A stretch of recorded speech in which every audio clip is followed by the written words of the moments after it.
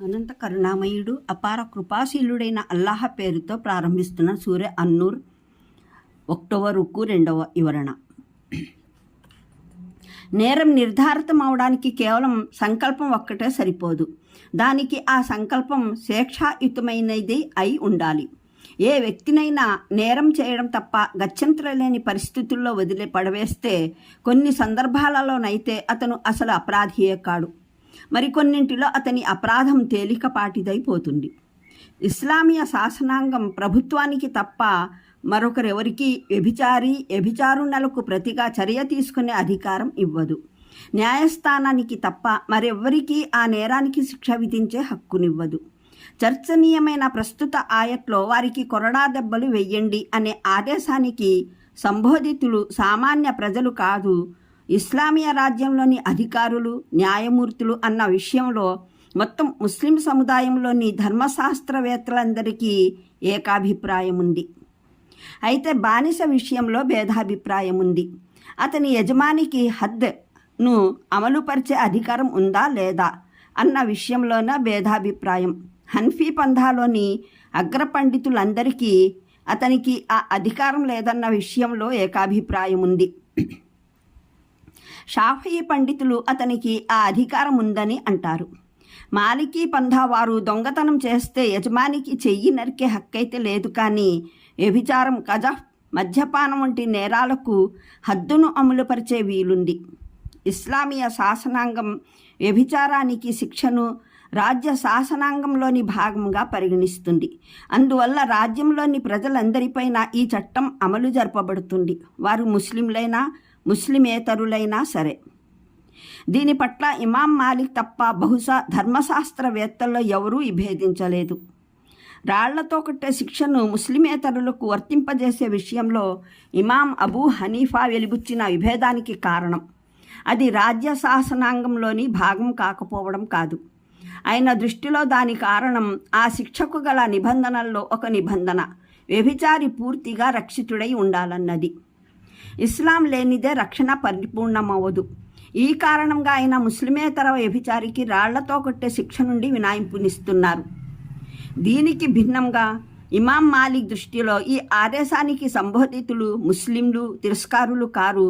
అందువల్ల ఆయన వ్యభిచారానికి శిక్షలు ముస్లింల వ్యక్తిగత చట్టం పర్సనల్ లాలో భాగంగా పరిగణిస్తారు.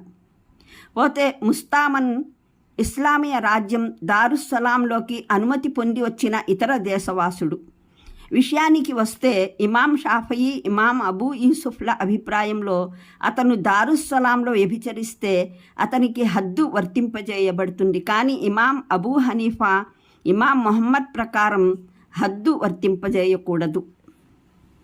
14. ఇస్లామీయ శాసనం ప్రకారం ఏ వ్యక్తి అయినా తన నేరాన్ని స్వయంగా అంగీకరించడం తప్పనిసరి కాదు. లేదా ఎవరైనా వ్యభిచార నేరం జరిగినట్లు తెలుసుకుంటే వారు తప్పకుండా దాన్ని అధికారులకు తెలియజేయాలన్నది తప్పనిసరి కాదు. కానీ అధికారులకు దాన్ని గురించి తెలిస్తే ఆ నేరాన్ని మాఫీ చేయడం అంటూ జరగదు. హదీసు ప్రకారం ప్రవక్త మహానీయులు సల్లల్లాహు అలైహి వసల్లం ఇలా సెలవిచ్చారు: మీలో ఏ వ్యక్తి అయినా ఈ మురికి చేష్టల్లో దేనికైనా పాల్పడితే అతను దైవం వేసిన మరుగు తెరలో గోప్యంగా ఉండిపోవాలి. కానీ అతను మా సమక్షంలో ఆ తెరను తెరిచివేస్తే మేము అతని విషయంలో దైవగ్రంథంలోని శాసనాన్ని అమలు జరపడం తథ్యం. అహకాముల్ ఖురాన్ జస్సాస్. అబూ దావుద్ ప్రకారం మాయిజ్ బిన్ మాలిక్ అస్లమీ చేత వ్యభిచారం జరిగినప్పుడు హజ్జాల్ బిన్ నుయి ఆయనకు పోయి ప్రవక్త మహానీయుని సల్లల్లాహు అలైహి వసల్లం సమక్షంలో నీ అపరాధాన్ని అంగీకరించు అని చెప్పారు. తదనుగుణంగా ఆయన వెళ్ళి ప్రవక్త శ్రీ సల్లల్లాహు అలైహి వసల్లంతో తన నేరాన్ని వివరించారు.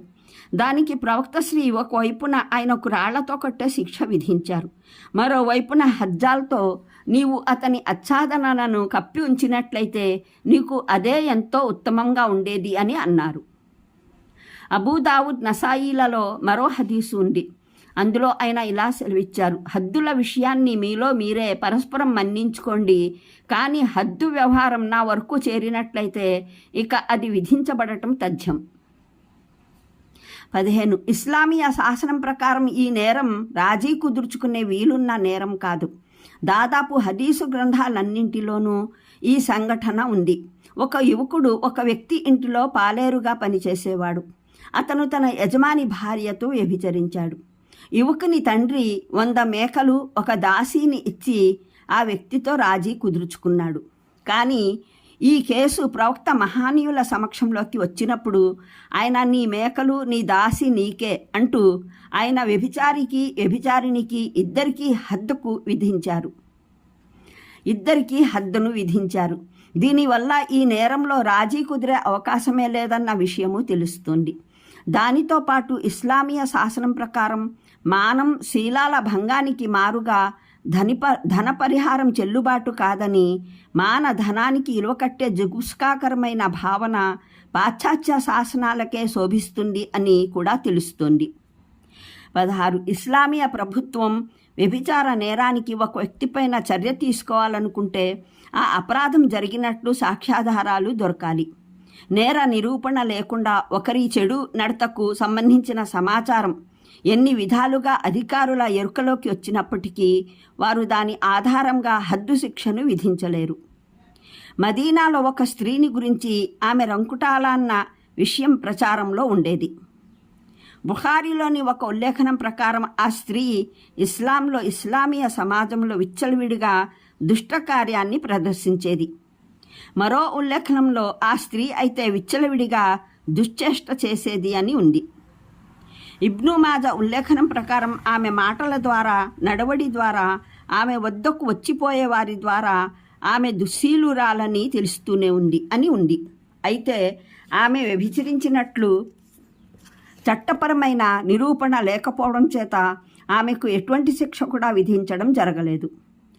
ఆమెను గురించి ప్రవక్త మహానీయులు సల్లల్లాహు అలైహి వసల్లం పవిత్రమైన నోటి నుండి ఇటువంటి మాటలు కూడా దొరిలాయి. నేను నిరూపణ లేకుండా రాళ్లతో కొట్టే శిక్ష విధించేవాడినైతే ఈ స్త్రీని తప్పకుండా రాళ్లతో కొట్టించేవాడిని. 17 వ్యభిచార నేరానికి సాధ్యమయ్యే మొదటి నిరూపణ, దానికి సాక్ష్యం నెలకొనడం. దానికి సంబంధించిన శాసనంలోని ముఖ్యాంశాలు ఇవి. వ్యభిచారానికి కనీసం 4 ప్రత్యక్ష సాక్షులు కావాలని ఖురాన్ విశదీకరిస్తుంది. దీన్ని విశితంగా నిసా సూరా 15వ ఆయట్లోనూ ప్రస్తావించడం జరిగింది. నూర్ సూరాలోను మున్ముందు 2 చోట్ల రాబోతున్నది. న్యాయమూర్తి తన కళ్ళతో నేరం జరుగుతూ ఉండగా చూసినప్పటికీ సాక్ష్యం లేకుండా కేవలం తనకు తెలిసిన సమాచారం ఆధారంగా నిర్ణయం గైకొనలేడు. సాక్షులు ఇస్లామీయ సాక్ష్య చట్టం రీత్యా విశ్వసనీయులైన వారే కావాలి. ఉదాహరణకు వారు లోగడ ఏదైనా కేసులో అబద్ధపు సాక్షులుగా నిరూపితమైన వారు కాకూడదు. నమ్మకద్రోహులు కారాదు. మునుపు శిక్షను అనుభవించిన వారు కారాదు. ముద్దాయితో వారి శత్రుత్వం నిరూపితమై ఉండరాదు మొదలైనవి. ఇంతకు విశ్వసనీయం కాని సాక్ష్యం కారణంగా ఎవరినీ రాళ్లతో కొట్టడము జరగదు. మరెవరి వీపుపై కొరడా దెబ్బలు కురిపించను లేము. సాక్షులు ముద్దాయిలను సరిగ్గా సంభోగ స్థితిలో చూసినట్లు సాక్ష్యం ఇవ్వాలి. అంటే సుర్మా బుడ్డిలో పుల్లలాగా, బావిలో చేదలాగా అన్నమాట. సాక్షులు ఎప్పుడు ఎక్కడ ఎవరితో వ్యభిచరిస్తూ ఉండగా చూశారో ఏకగ్రీవంగా చెప్పగలగాలి. ఈ ప్రాథమిక విషయాల్లో విభేదం వస్తే అది వారి సాక్ష్యాన్ని రద్దు చేసి వేస్తుంది. సాక్ష్యం విషయంలో ఈ నిబంధనలే చెబుతున్నాయి. ఇస్లామీయ శాసనాంగం ఉద్దేశం మాటు కాని పట్టుకుని రోజు అదే పనిగా కొరడా దెబ్బలతో ప్రజల వీపులు మార్మోగిస్తూ ఉండాలన్నది కాదు. దానికి బదులుగా సమస్త సంస్కరణాత్మక నివారాత్మక ప్రయత్నాల తర్వాత కూడా ఇస్లామీయ సమాజంలో ఏ స్త్రీ పురుషులైనా మరీ సిగ్గు విడిచి బరి తెగించి నలుగురేసి వ్యక్తులు అపరాధం చేస్తూ ఉండగా చూడగలిగేలా వ్యవహరిస్తే అటువంటి నికృష్టపు పరిస్థితుల్లోనే అది ఇటువంటి కఠినమైన శిక్ష విధిస్తుంది.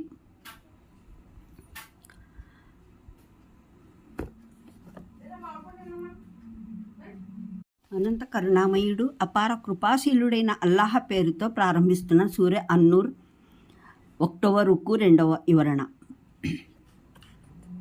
నేరం నిర్ధారితం అవడానికి కేవలం సంకల్పం